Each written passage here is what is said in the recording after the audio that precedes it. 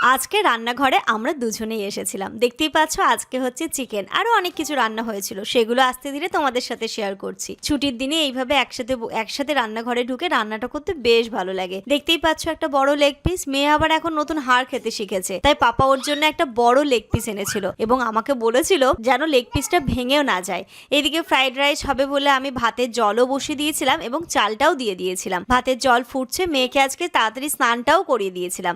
স্নান করে মনে হচ্ছে ওর খিদে খিদে পাচ্ছিল, তাই বারবার রান্নাঘরে এসে বলছিল মা নান্না, মা নান্না আছে। হ্যাঁ মাম্মা, তোমার জন্যই তাড়াতাড়ি রান্না করছি। আজকে ওর প্রিয় একটা খাবার বানাচ্ছিলাম, মনে হয়েছে ও এটা খুব ভালো খাবে, তাই একটু ওর জন্য ডিফারেন্ট স্বাদের খাবারটা বানাচ্ছিলাম। ওইদিকে আজকে হচ্ছিল ফ্রাইড রাইস আর এইদিকে করে নিচ্ছিলাম চিকেন কষা। ওর পছন্দের আরেকটা মেনুও হয়েছিল, সেটা আমি তোমাদের সাথে পরে শেয়ার করব। এখানে দেখো কড়াইয়ে পড়ে গেল তেল, এটা দেখেই বুঝতে পারছো এর মধ্যে আমি আলুগুলোকেও ভাজতে বসিয়ে দেবো। এইদিকে দেখো ভাতটা হয়ে গেছে, যেমন বলছিল যে আমি ভাতটা রেডি করে দিচ্ছি, মানে ভাতের জলটা ঝরিয়ে দিচ্ছি, বাকি মিক্সিংটা তুমি পরে এসে করো।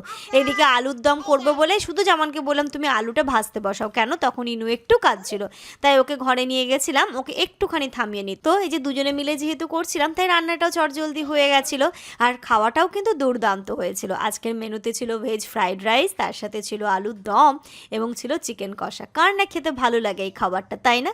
আসছে শীতকাল, শীতকালে এরম টাইপের খাবার খেতে কিন্তু আমরা ভীষণ পছন্দ করি। এখানে দেখো ভালোভাবে সমস্ত সবজিগুলো দিয়েছিলাম, দেওয়ার পরে লাস্টে আবার জামান এখানটাতে একটু মিক্সিং করে নিচ্ছিল। এই সময়টাতে এসে এনুর মনে হয় বড্ডই খিদে পেয়ে গেছিল, বারবার শুধু এসে বলছে মা কি রান্না, মা কি রান্না। তো এখানে জামান টেস্টও করে নিচ্ছিল, আমি শুধু বললাম লবণটা একটুখানি চেক করে নাও। তো লবণ এখানে চেক করার পর বললো সমস্তটা পারফেক্ট হয়েছে। এবার নামিয়ে নিয়েছে আর ভাতও আমার হয়ে গেছে। এই পাশে আলুর দম বসাবো, তাই একটুখানি ফোড়নও দিয়ে দিচ্ছিলাম।